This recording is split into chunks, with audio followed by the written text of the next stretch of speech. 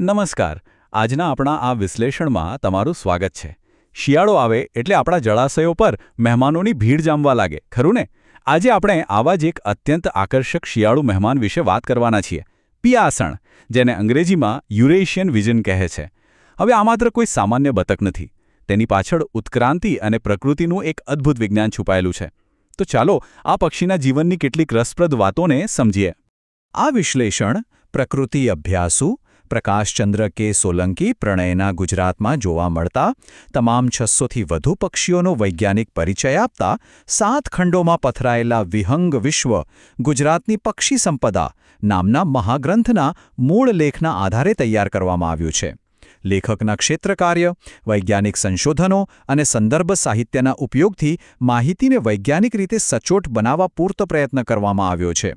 આમ છતાં આ એક AI જનરેટેડ વિડિયો હોવાથી જો કોઈ ક્ષતિ રહી ગઈ હોય તો તેને ક્ષમ્ય ગણવા વિનંતી. તો આજે આપણે કયા કયા મુદ્દાઓ પર નજર કરીશું? ફટાફટ જોઈ લઈએ. આપણે તેની વૈજ્ઞાનિક ઓળખ, શારીરિક રચના, રહેઠાણ અને સ્થળાંતર, તેના આહાર અને જીવનશૈલી અને છેલ્લે તેના વર્તન અને વિશિષ્ટ અવાજ વિશે વાત કરીશું. ચાલો સીધા વિષય પર આવીએ. વિભાગ 1: વૈજ્ઞાનિક ઓળખ અને નામકરણ. સૌથી પહેલાં તો પિયાસણનું વૈજ્ઞાનિક નામ છે મેરેકા પેનેલોપ. કદાચ તમને થશે કે આ નામ ક્યાંથી આવ્યું? તો જુઓ, મહાન પ્રકૃતિવિદ કાર્લ લિનિયસે વર્ષ 1758માં સૌપ્રથમ આનું વર્ણન કર્યું હતું. આ પક્ષી એનાટીડે પરિવારનું સભ્ય છે. મેરેકા શબ્દનું સીધો અર્થ થાય છે બતક, અને પેનેલોપ એ ગ્રીક શબ્દ છે જે ખાસ કરીને જળચર પક્ષીઓ માટે વપરાય છે. એટલે કે નામમાં જ તેનો પરિચય છુપાયેલો છે. હવે એક બહુ જ રસપ્રદ વાત સાંભળો. આધુનિક વિજ્ઞાન અને જેનેટિક ટેકનોલોજીના કારણે આ પક્ષીના વર્ગીકરણમાં એક મોટો બદલાવ આવ્યો છે. પહેલાં તેને આનાસ પ્રજાતિમાં ગણવામાં આવતું હતું, પણ DNA અને આનુવંશિક પુરાવાઓ મળ્યા પછી તેને આનાસ પ્રજાતિમાંથી કાઢીને મારેકા પ્રજાતિમાં મૂકવામાં આવ્યું છે.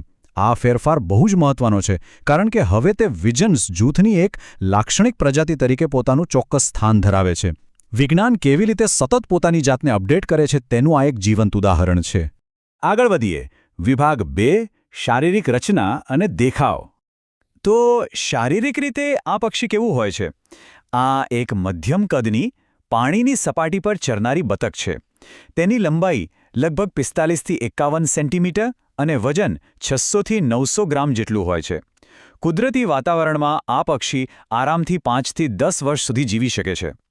સૌથી ખુશીની વાત એ છે કે દુનિયાભરમાં તેમની વસ્તી એકદમ સ્થિર છે. તેથી જ IUCN દ્વારા તેને લીસ્ટ કન્સર્ન એટલે કે ઓછી ચિંતાજનક શ્રેણીમાં રાખવામાં આવ્યું છે. જો કે સ્થાનિક કક્ષાએ વન્યજીવ સંરક્ષણ અધિનિયમના શિડ્યુલ 2 મુજબ તેને કાયદાકીય રક્ષણ પણ મળેલું છે. હવે જુઓ આનો આકર્ષક દેખાવ. નર પિયાસણ ખરેખર બહુ જ સુંદર હોય છે. તેનું માથું ઘેરા રતાશ પડતા બદામી રંગનું હોય છે, અને એની સૌથી મોટી ઓળખ તેના કપાળથી લઈને ટોચ સુધી દેખાતો ક્રીમ કે સોનેરી પીળા રંગનો પટ્ટો. છાતીનો ભાગ એકદમ સુંદર ગુલાબી રાખોડી રંગનો હોય છે.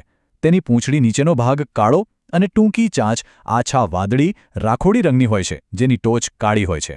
આ બધા રંગો તેને પાણીમાં તરતી અન્ય બતકોથી સાવ અલગ જ પાડે છે.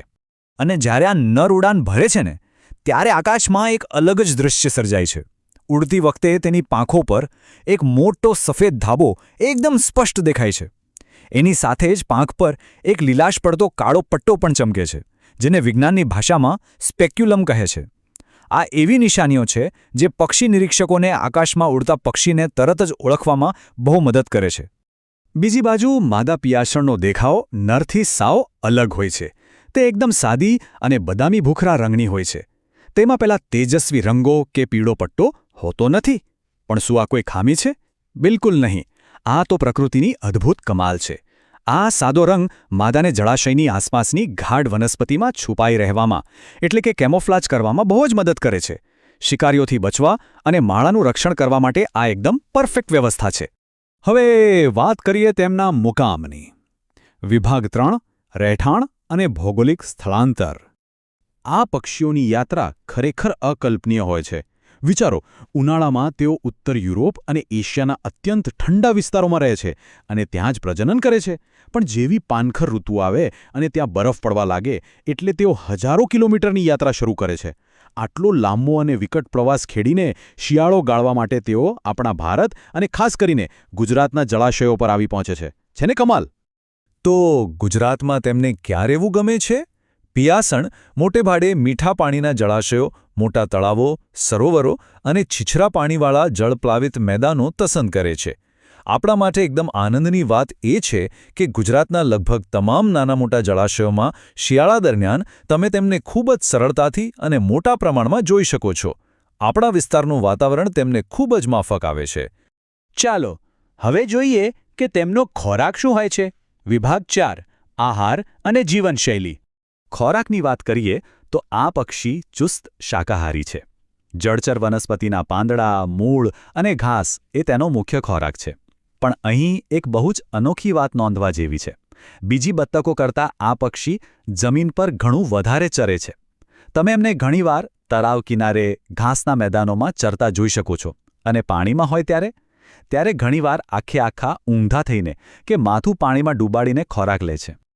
અને હા, એક વાત ખાસ યાદ રાખજો, આ પક્ષીઓ ભારતમાં ક્યારેય પ્રજનન કરતા નથી. શિયાળો પૂરો થાય એટલે બચ્ચાને જન્મ આપવા તેઓ પાછા પોતાના મૂળ વતન એટલે કે ઉત્તરીય ગોળાર્ધમાં જતા રહે છે. ત્યાં જળાશયની કિનારે ગાઢ વનસ્પતિમાં તેઓ જમીન પર પોતાનો માળો બનાવે છે. માદા એકસાથે 7 થી 10 ઈંડા મૂકે છે અને નવી પેઢીનો ઉછેર પણ ત્યાં જ થાય છે.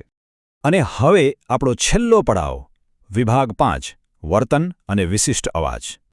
જો તમે ક્યારે પિયાસણનું નિરીક્ષણ કર્યું હોય તો તમને ખ્યાલ આવશે કે આ બહુ જ સામાજિક પક્ષીઓ છે.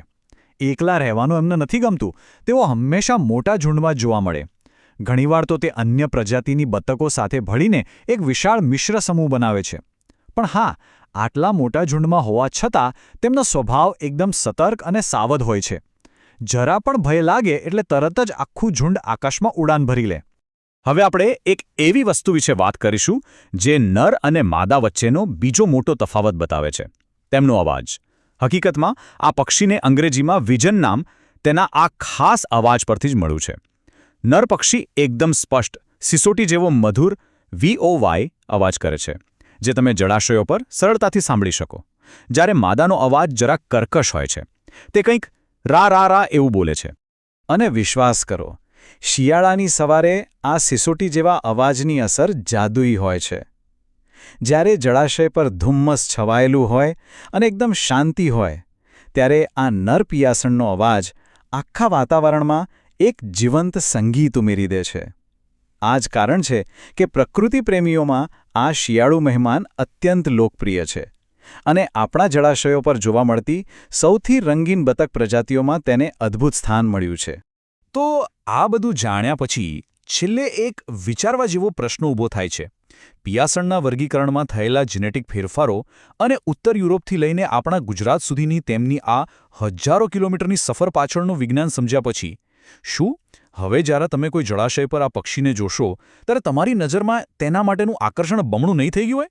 આ વૈજ્ઞાનિક સમજણ ચોક્કસપણે પ્રકૃતિની આ અજાયબીઓ પ્રત્યેના આપણા આદરમાં વધારો કરે છે. આજના આ વિશ્લેષણમાં જોડાવા બદલ આપનો ખૂબ ખૂબ આભાર.